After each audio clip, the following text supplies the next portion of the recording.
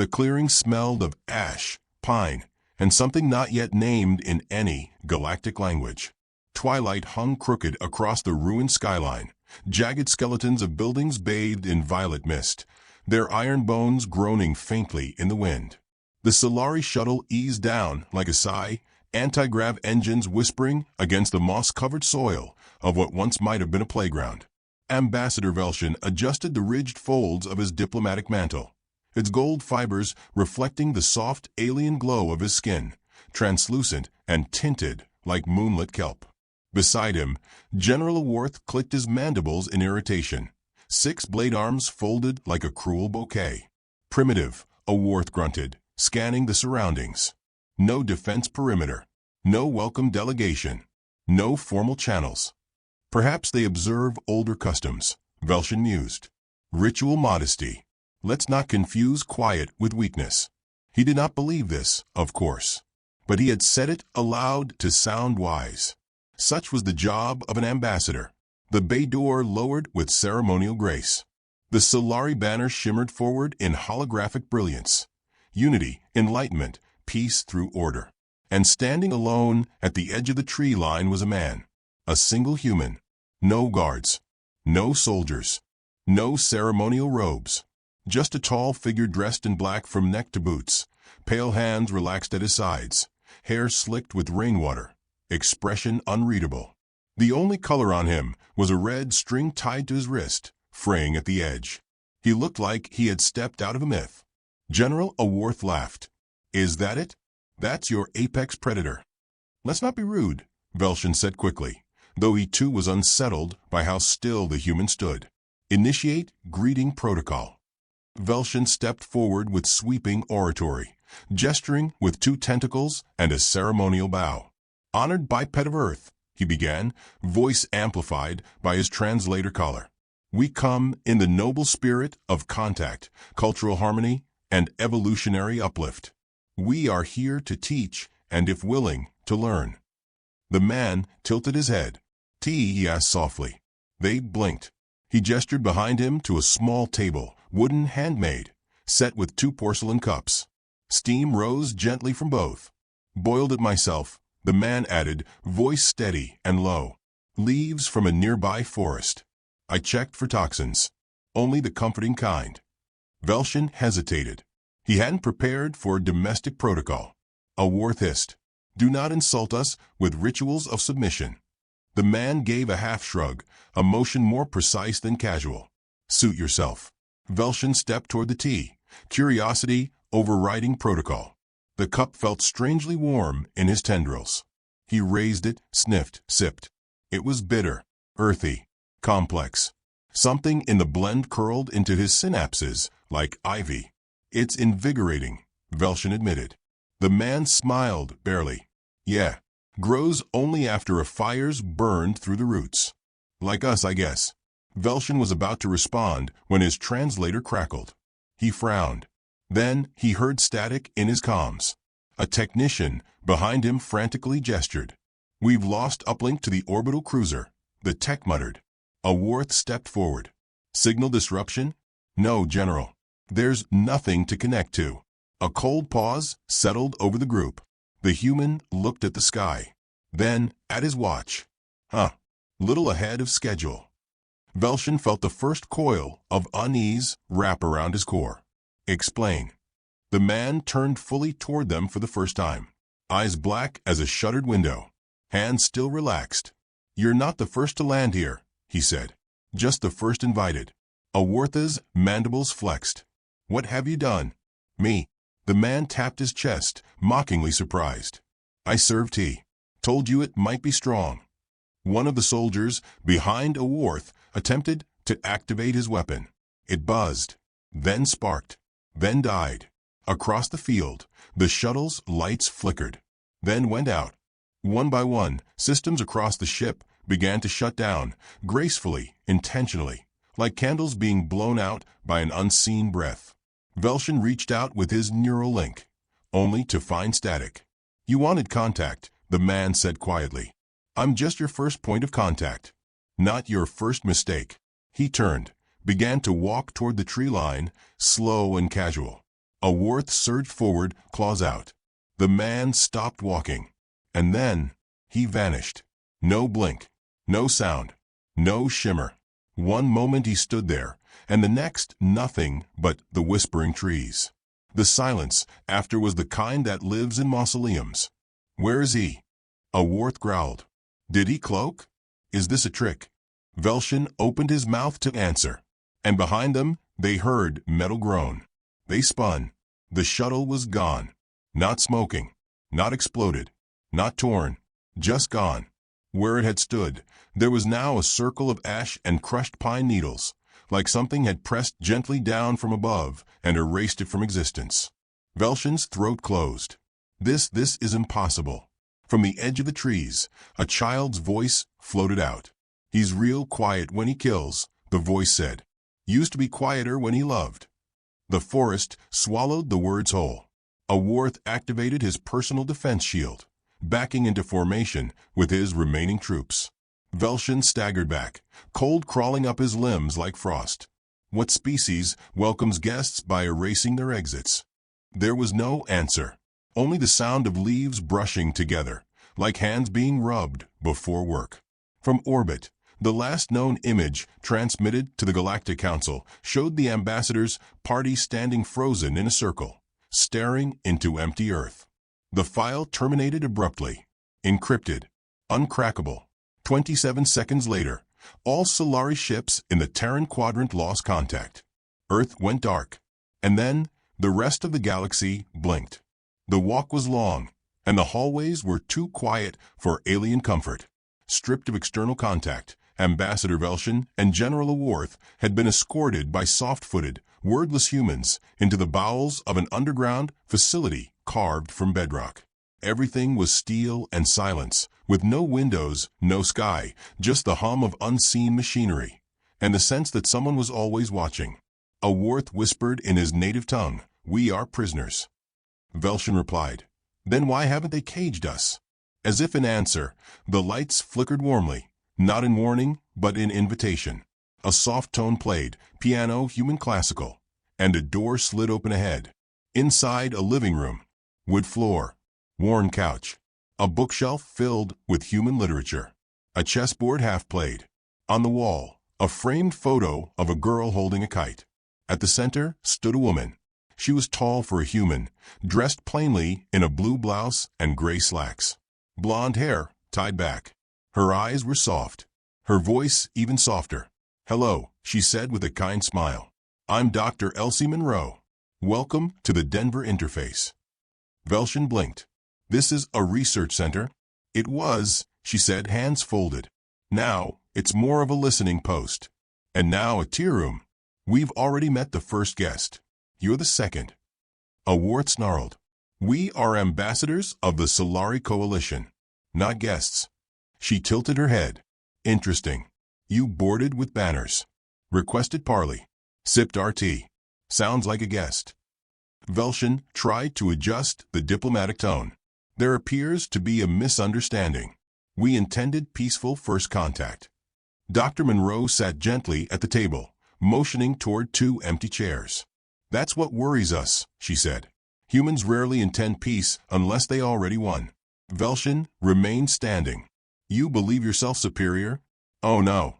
She sipped coffee. "I believe we're worse." A Worth crossed his arms.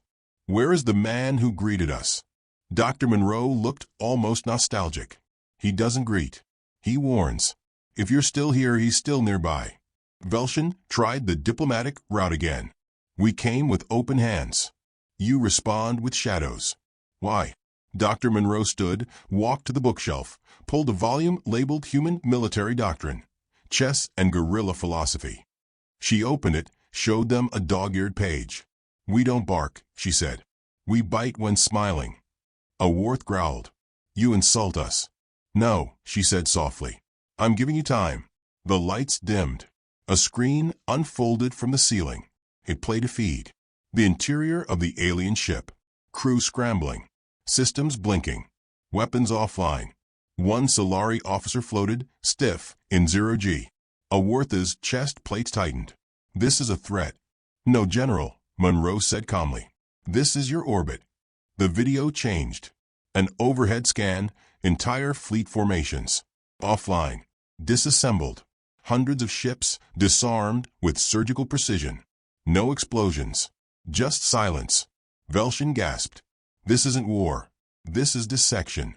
Monroe leaned forward. You landed yesterday. We took your fleet last week. A Worth stepped forward, arms raised. This is an act of aggression. Monroe smiled again. You called it first contact. We saw it as test incursion. Congratulations, you made it to Phase 3. Velshin's mind raced. You let us land. She nodded. We wanted to see your nature. A Worth looked furious. And what did you learn? She held up a small notebook. Scribbled inside were phrases: egocentric, imperial patterning, internal fracturing, predictable aggression. We learned you still believe strength is visible. That apex predators must be loud. That fear is a weapon, not a leash. Velshin whispered, you laid a trap. We left the door open, she said. And you rang the bell. The lights brightened slightly. Another door opened. Baba Yaga stood in the threshold. Same black suit. Same dead calm expression. Except now, his sleeves were rolled up and his hands were slightly damp. Velshin stepped back. The man said nothing. He entered the room and sat. Carefully. Deliberately. A Worth bristled. You've crippled our fleet. This is an act of war. Baba Yaga looked at him. Just looked. Then said, and? A Worth paused. Just one word. No inflection. No threat. But something in it made a Worth suddenly aware of every door in the room. Every corner. Every breath. Dr. Monroe spoke again, gently. You're not the first species to underestimate Earth. But you might be the first to write your own obituary in real time. Velshin's mouth dried. What is it you want? Monroe answered, we want to be left alone. Baba Yaga sipped from a chipped mug, then added, and we wanted to know what happens when we aren't. A Worth turned, his voice desperate now. Your planet is isolated. You have no central command. No united system. No interstellar reach. Monroe walked to a panel on the wall. Tapped the screen. A galaxy map appeared. Red dots bloomed across it. Hundreds. Thousands. All labeled human observation nodes. Earth is not a planet, Monroe said. It's the origin point. But humans spread. Some drifted. Some embedded. Some climbed into your institutions. Sat at your tables. Laughed at your jokes. The map pulsed again. One dot blinked on a Worth's homeworld. You shared fire with us, Monroe said. We wrote your recipes in our language. Then we taught them to wolves. A Worth swung a claw at the panel. It passed through a hologram. The real machinery was nowhere in sight. Velshin finally sat, shaking. Why reveal this now? Baba Yaga raised a brow. Reveal. Monroe answered instead. We're not revealing. We're closing the file. The lights flickered once more. The ceiling pulsed. From above came the soft whir of gears, doors, distant power-up sequences. Monroe added almost sadly, he liked you. That's why you're still breathing. Velshin struggled for clarity. Then, what are you preparing? Baba Yaga stood, adjusted his cuffs. The part where you run. A Worth stepped back. We will retaliate. Monroe tilted her head. So will history. But not in your favor. Velshin asked softly, what are humans? Monroe's smile returned, but it didn't reach her eyes. We are the species that builds gardens and buries weapons beneath them. The ones who cry at funerals and sharpen knives while doing so. We are the reason the dark is afraid of itself. A Worth stepped toward the exit. The hallway had no door anymore. Only a wall. Velshin whispered, you said we were guests. Baba Yaga turned to him, voice cold and kind. Guests don't try to dissect the hosts.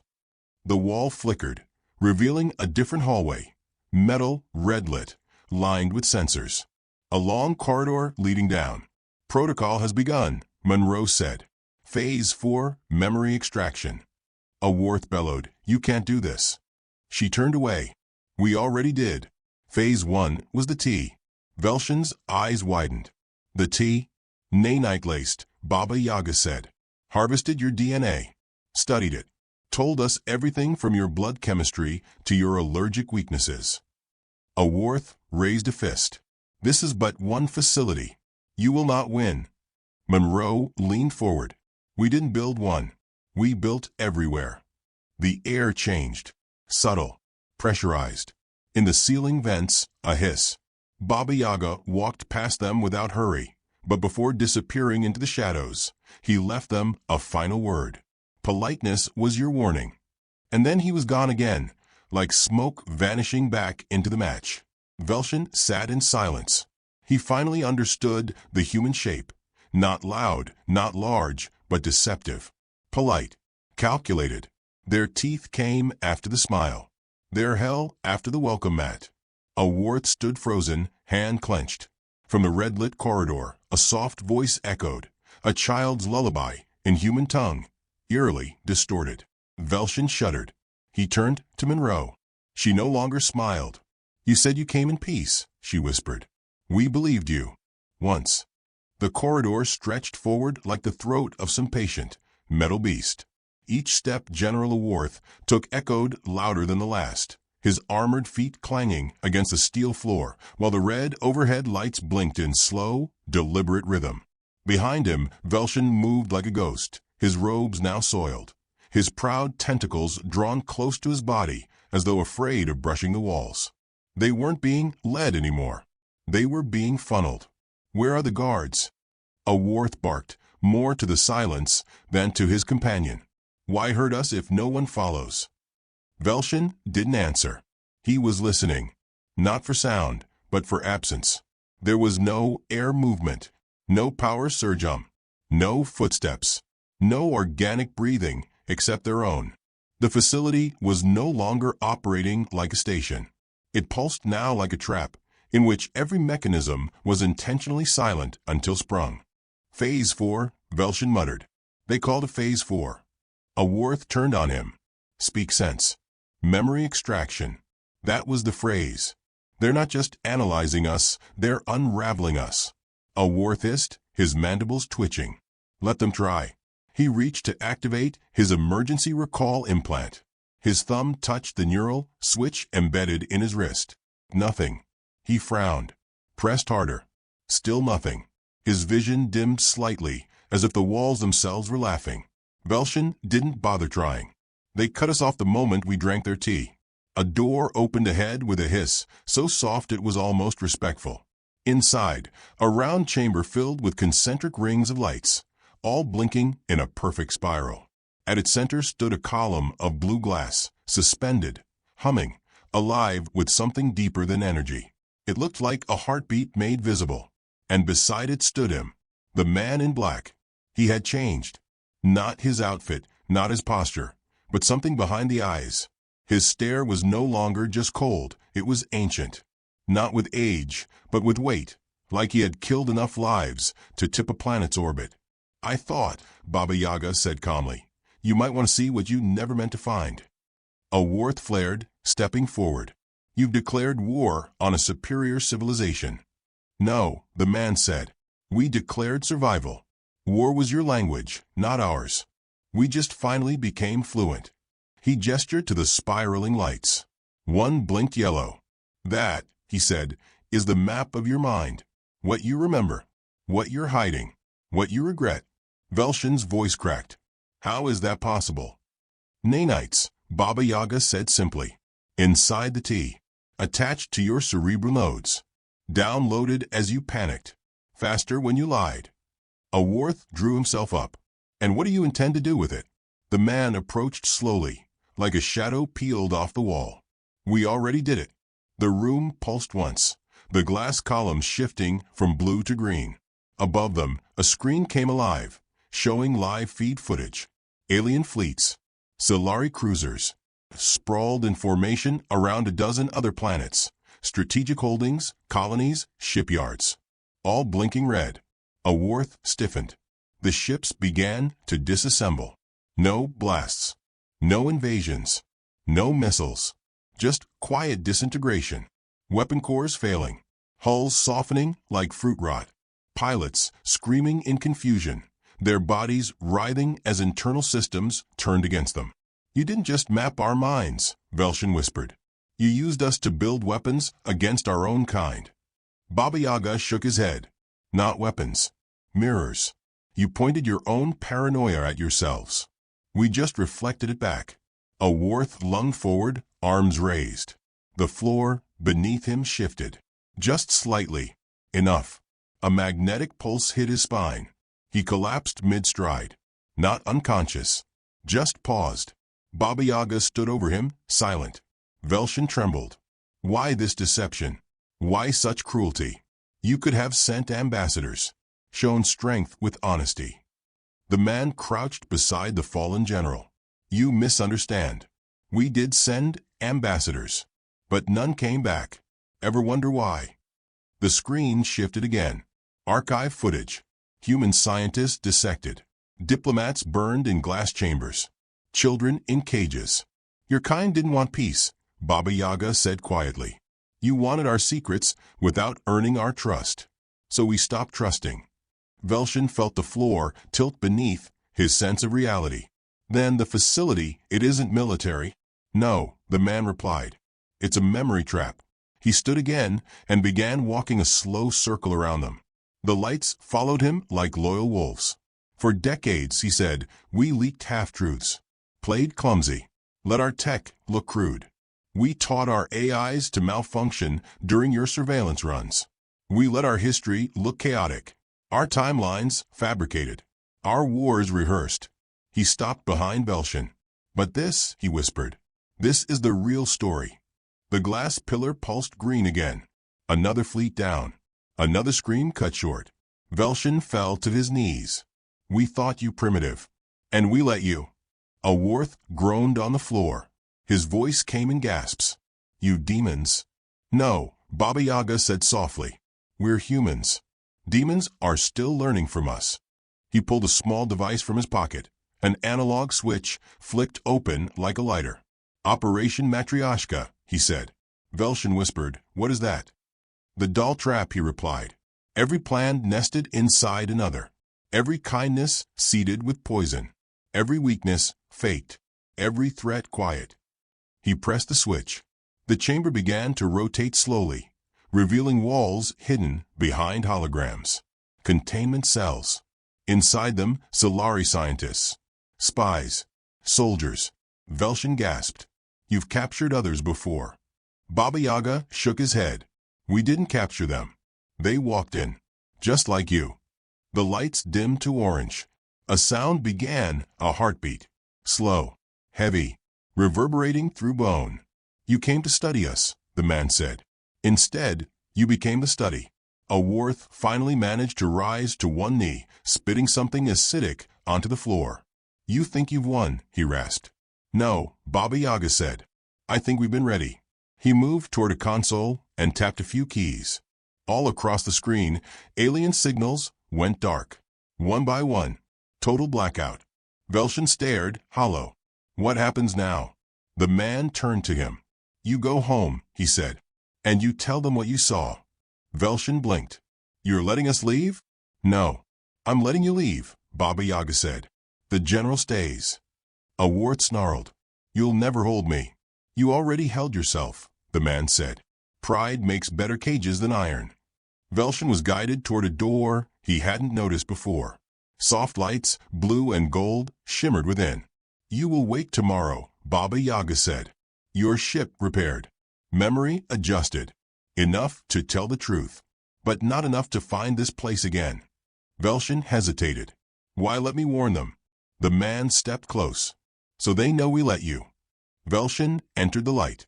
Behind him, the door closed. No hiss. No click. Just silence. In the chamber, a Worth struggled to rise. "You're a butcher in a suit," he spat. Baba Yaga looked down at him, then crouched. His voice came like a confession whispered at a grave. "I was a father once." A Worth blinked. "I buried her in a war your kind funded. The last thing she ever said to me was, 'Dad, don't make another war.' So I made this instead." A Worth looked at the glass pillar. "What is that thing really?" Baba Yaga stood. "Her conscience. What's left of it. wired into everything.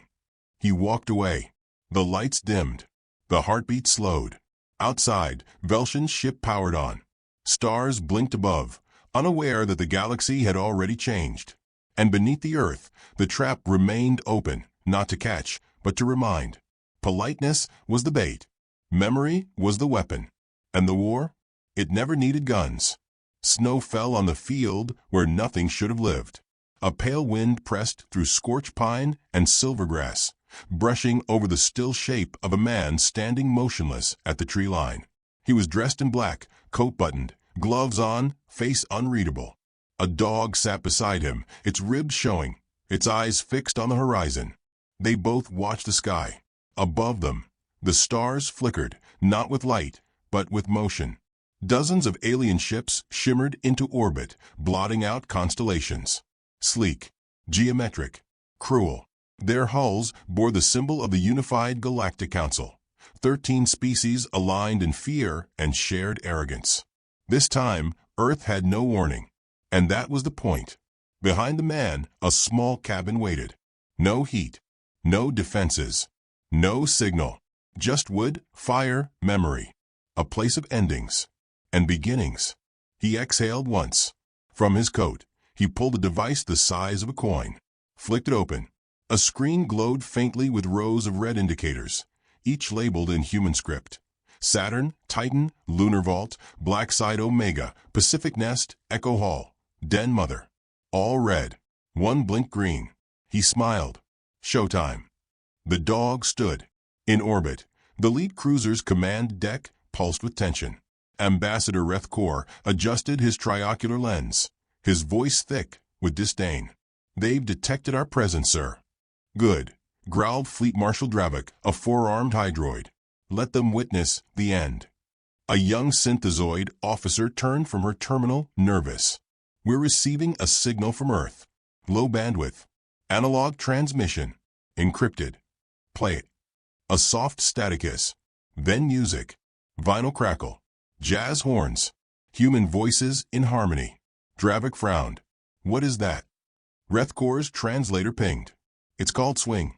A second later, an old Earth voice murmured through the speakers, amused and southern. "Y'all flew a long way just to die confused." Then silence, followed by the emergency alert ping. Every ship's core systems blinked. Warnings in Solari. Red sky glyphs. Warning overlays in every language known to the galaxy. Code blue. Infiltration detected. "Scan for intrusion," barked Dravik. "Lock engines." "No access," the tech officer cried. "We're locked out from the inside." On every screen across the fleet, one image appeared. A single human face. Calm. Clean cut. Hair neatly parted. No emotion. The Baba Yaga. Then the countdown began. 60 seconds. The fleet moved into disarray. Pilots screamed. Commanders shouted over one another. Dravik slammed a fist into his console, to no effect. Evac protocols. Deploy escape pods. Too late. Across space, human relays, hidden in asteroids and moon craters, came online. Old satellites no one bothered to scan.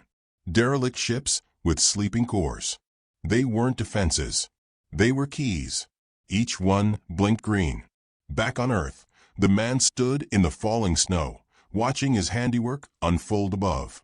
He lit a match against his boot, raised it to the cigarette between his lips.